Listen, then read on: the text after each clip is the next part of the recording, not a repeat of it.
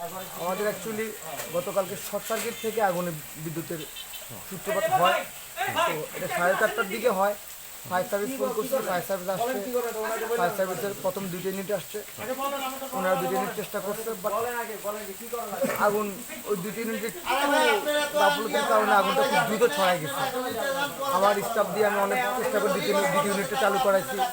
এখন খুব ক্ষয়ক্ষতি হয়েছে, কিন্তু সবচেয়ে বেশি কষ্ট লাগলো এইটাই, মিডিয়া হচ্ছে জনগণের বন্ধু, যেটা আমরা সারা জীবন মনে করি। সেই মিডিয়ায় আমার সময় টিভি প্রচার করলো যে আমার এখানে কেমিক্যালের ফ্যাক্টরি। আপনি তো এখানে আসেন, আপনি দেখেন এখানে কোথায় কেমিক্যাল আছে। একটু পরে তো সিআইডি আসবে, কোথায় কেমিক্যাল আছে আমাকে দেখাই দিতে বলি। কেমিক্যাল থাকলে তো ড্রামের অভাব থাকতো না। কেমিক্যাল থাকলে কিন্তু কেমিক্যালের ড্রাম থাকছে, ড্রাম আছে, আপনি দেখেন একটা ড্রাম আছে। আপনি উপরে তো শুরু করে আপনি প্রত্যেকটা ফ্লোর চেক করেন, কোনো ড্রাম আছে কিনা আমার এখানে। ড্রাম ইয়া থাকতো। আরেকটা নিউজ দিল, মানুষটা কোথায়, লাশটা কোথায়। ফায়ার সার্ভিস তো পুরো চলে গেল, ওনারা তো একটা লাশ বাইর করলো না। তার সময় টিভি মিডিয়া যদি মানুষের বন্ধু হয়ে যদি এরকম একটা ভুল বিভ্রান্ত নিউজ প্রচার করে তাহলে কেমন লাগে।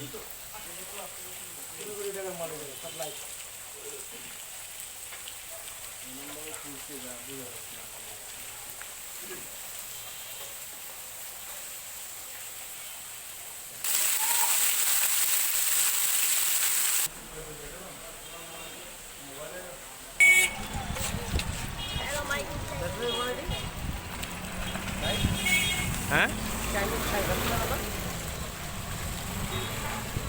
কয়লা দিয়া রাতের মাজন বিক্রি করলো।